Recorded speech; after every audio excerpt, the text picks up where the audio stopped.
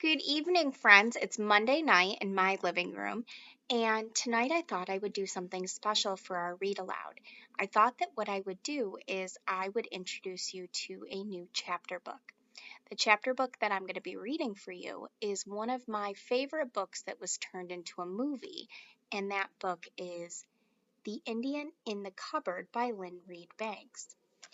Now, if you have a copy of this book in your house, pause the video right now and you can grab that and follow along with me. If you don't have it, don't worry. I want you to listen really closely to what's happening in the story because I'm going to ask you a question that you can respond to in the comments afterwards. And I'm going to introduce you to a new vocabulary word. All right, here we go. Chapter 1 in The Indian in the Cupboard is called Birthday Presents. It was not that Omri didn't appreciate Patrick's birthday present to him. Far from it. He was really very grateful, sort of. It was without a doubt very kind of Patrick to give Omri anything at all, let alone a second-hand plastic Indian that he himself had finished with. The trouble was, though, that Omri was getting a little fed up with small plastic figures, of which he had loads. Biscuit tinfuls, probably, 3 or 4 if they were all put away at the same time, which they never were, because most of the time they were scattered about in the bathroom and the loft and the kitchen and the breakfast room, not to mention Omri's bedroom and the garden. The compost heap was full of soldiers which over several autumns had been raked up with the leaves by Omri's mother, who was rather careless about such things. Omri and Patrick had spent many hours together playing with their joint collections of plastic toys, but now they'd had about enough of them, at least for the moment. And that's why, when Patrick brought Omni his present to school on Omri's birthday, Omri was disappointed. He tried not to show it, but he was. "Do you really like him?" asked Patrick as Omri stood silently with the Indian in his hand. "Yes, he's fantastic," said Omri in an only slightly flattish voice. "I haven't got an Indian." "I know. I haven't got any cowboys either." "Nor have I. That's why I couldn't play with him." Omri opened his mouth to say, "I won't be able to either," but thinking that might hurt Patrick's feelings, he said nothing, put the Indian in his pocket, and forgot about it. After school, there was a family tea and all of the excitement of his presents from his parents and his 2 older brothers. He got his dearest wish, a skateboard complete with a kickboard and kryptonic wheels from his mom and dad, and from his eldest brother Adiel, a helmet. Gillian, his other brother, hadn't bought him anything because he had no money. His pocket money had been stopped some time ago in connection with a very unfortunate accident involving their father's bicycle. So when Gillian's turn came to give Omri a present, Omri was very surprised when a large parcel was put before him, untidily wrapped in brown paper and string. "What is it?" "Have a look. I found it in the alley." The alley was a narrow passage that ran along the bottom of the garden where the boys used to play sometimes, and occasionally found treasures that others, perhaps richer neighbors, had thrown away. So Omri was quite excited as he tore off the paper. Inside was a small white metal cupboard with a mirror in the door, the kind you see over the basin in old-fashioned bathrooms.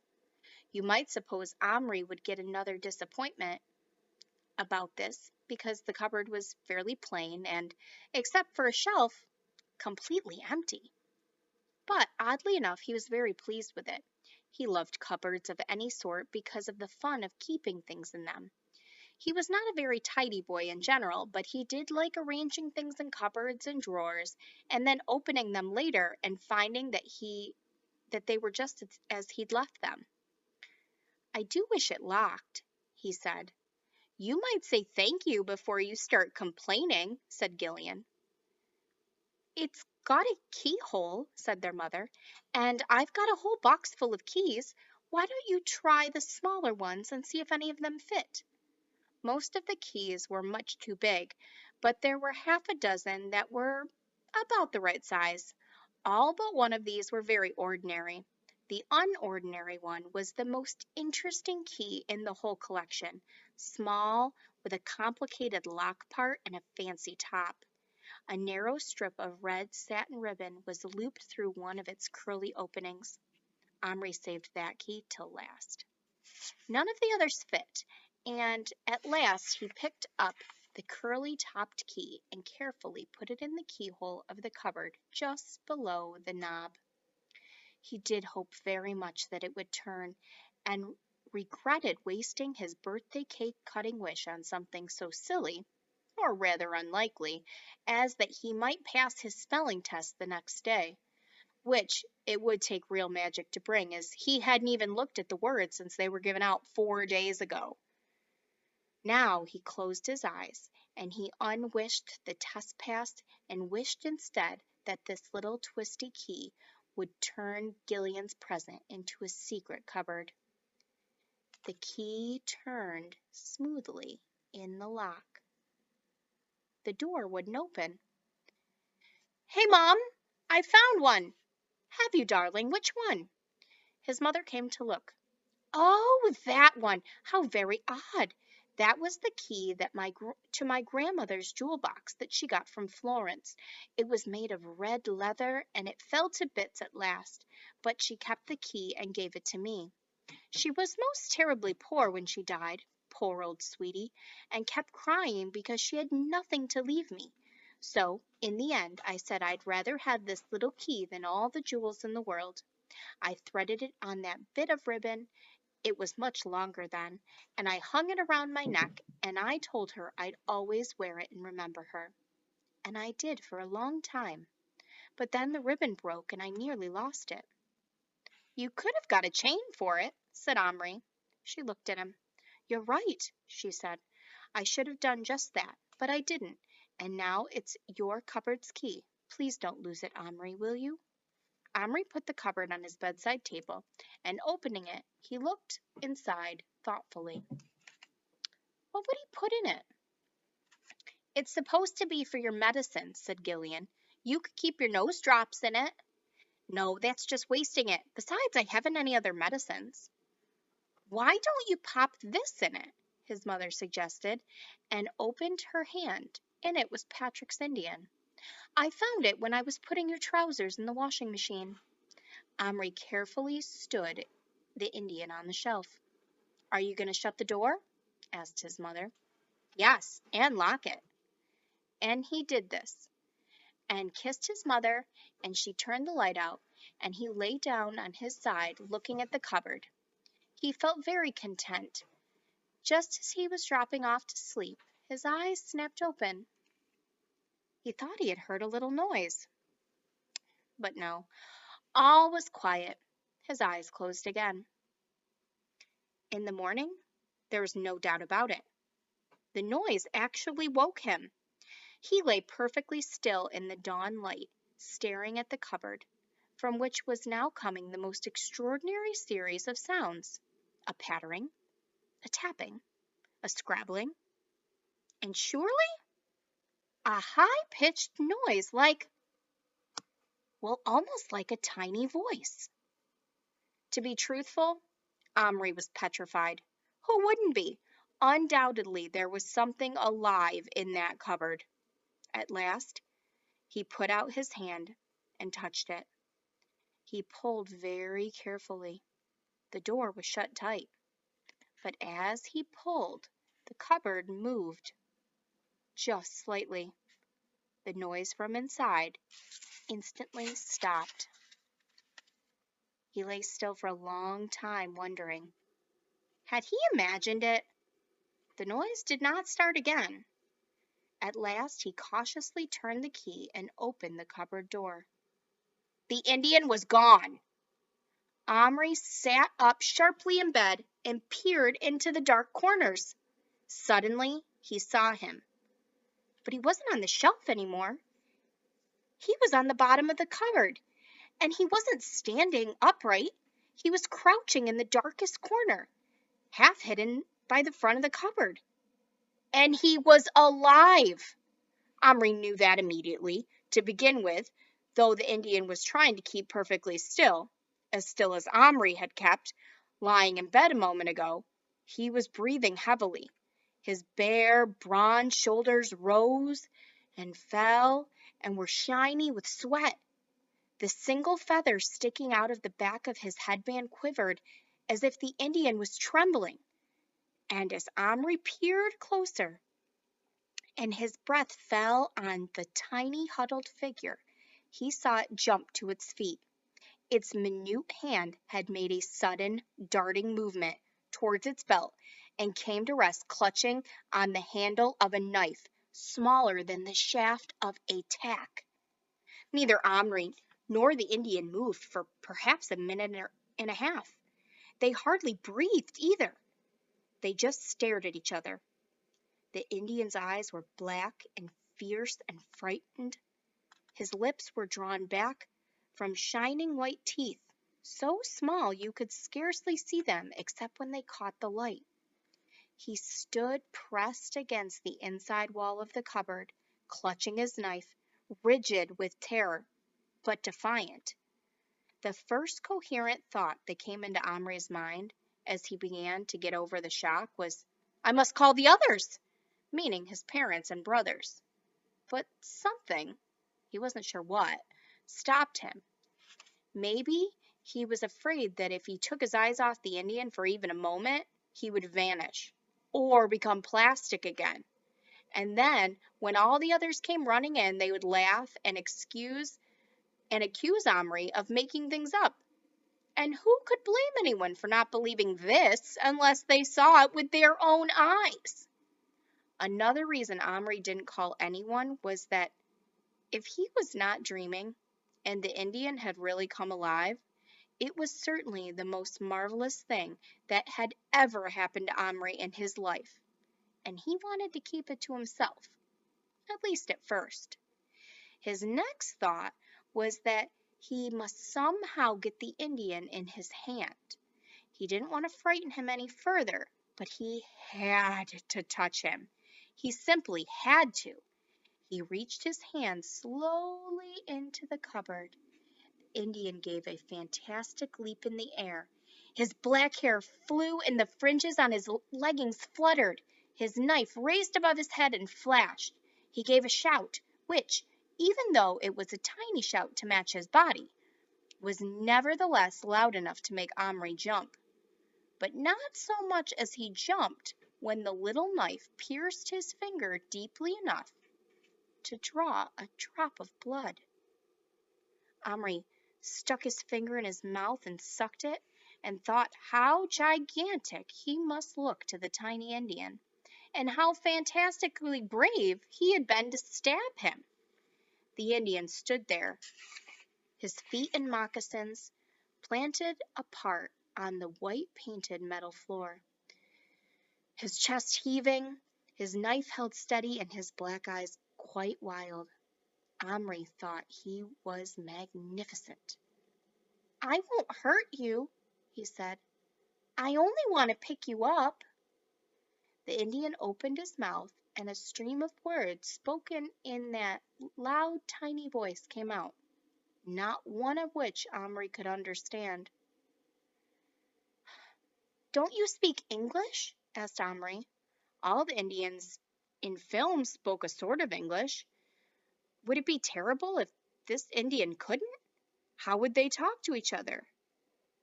The Indian lowered his knife a fraction. "I speak," he grunted. Omri breathed deeply with relief. "Oh, good. Listen, I don't know how it happened, but you came to life. But it must be something to do with this cupboard or perhaps the key. Anyway, here you are. I think you're great. I don't mind that you stabbed me. Only please can I pick you up? After all, you're my Indian," he finished in a very reasonable tone. And he said all of this very quickly while the Indian stared at him. The knife point went down a little further, but He didn't answer.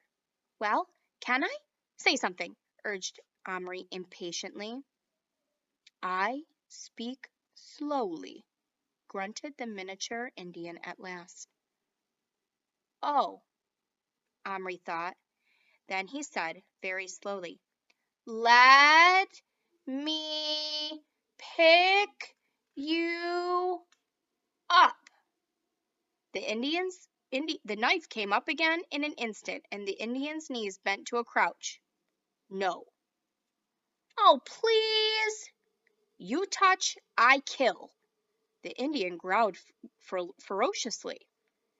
You might have expected Omri to laugh at this absurd threat from a tiny creature scarcely bigger than his middle finger, armed with only a pinpoint. But Omri didn't laugh. He didn't feel like laughing.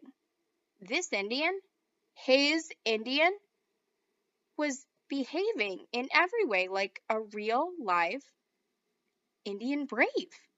And despite the vast difference in their sizes and strengths, Omri respected him and even, odd as it sounds, feared him at that moment. Oh, okay, I won't then, but there's no need to get angry. I don't want to hurt you. Then, as the Indian looked baffled, he said, in what was supposed to be Indian English, Me no hurt you. You come near, I hurt you, said the Indian swiftly. Omri had been half laying in bed this whole time. Now cautiously and slowly he got up. His heart was thundering in his chest. He couldn't be sure why he was being cautious. Was it so as to not frighten the Indian, or because he was frightened himself? He wished one of his brothers would come in, or better still, his father. But no one came. Standing in his bare feet, he took the cupboard by its corners and turned it till it faced the window. He did this very carefully, but nevertheless the Indian was jolted, and having nothing to hold on to, he fell down. But he was on his feet again in a second, and he had not let go of his knife. Sorry, said Omri. The Indian responded with a noise like a snarl. There was no more conversation for the next few minutes. Omri looked at the Indian in the early sunlight. He was a splendid sight. He was just under 3 inches tall. His blue-black hair, done in a plait and pressed to his head by a colored headband, gleamed in the sun. So did the minuscule muscles of his tiny naked torso and the skin of his arms. His legs were covered with buckskin leggings, which had some decoration on them, too small to see properly. He wore a kind of bandolier across his chest, and his belt seemed to be made of several strands of some shiny white beads. Best of all, somehow, were his moccasins. Omri found himself wondering, not for the first time recently, where his magnifying glass was. It was the only way he would ever be able to see and appreciate the intricate details of the Indian's clothes. Omri looked as closely as he dared at the Indian's face. He expected to see paint on it, war paint, but there was none.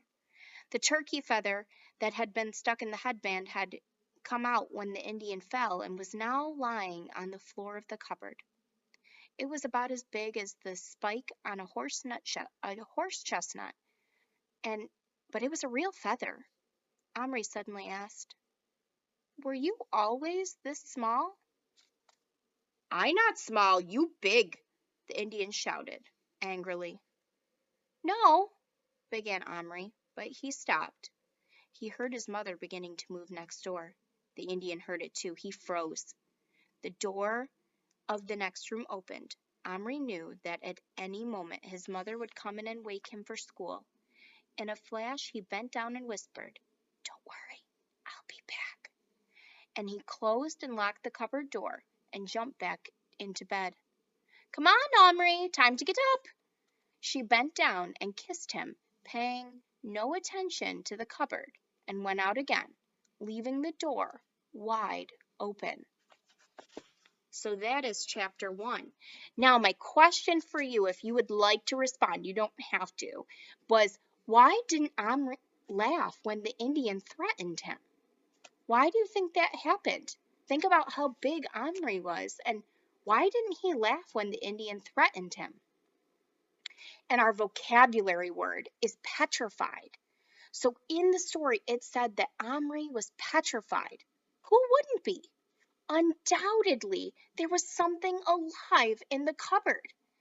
So when I use my context clues, I'm thinking, when I was listening to that part of the story, he was scared. And petrified means scared. And maybe think of a time that you were petrified. Would you be petrified if there was something moving in your toy box? Well, leave your comments below. Make sure to subscribe and like my page, and I'll be back with you tomorrow with chapter 2. Have a great night.